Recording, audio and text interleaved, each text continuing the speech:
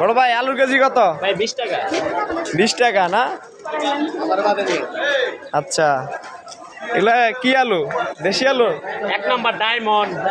Diamond. পেঁয়াজের KG কত? পেঁয়াজের কেজি 40। আলু কত করে? 40। 20 টাকা কেজি ভাই।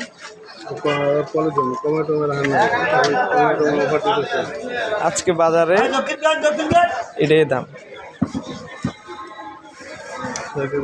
ইউটিউবে ছাড়ো না ভাই। ইউটিউবে ছেড়ে দিব তো ভিডিওটা করে। আলুর ব্যবসা ভালো না আঙ্কেল?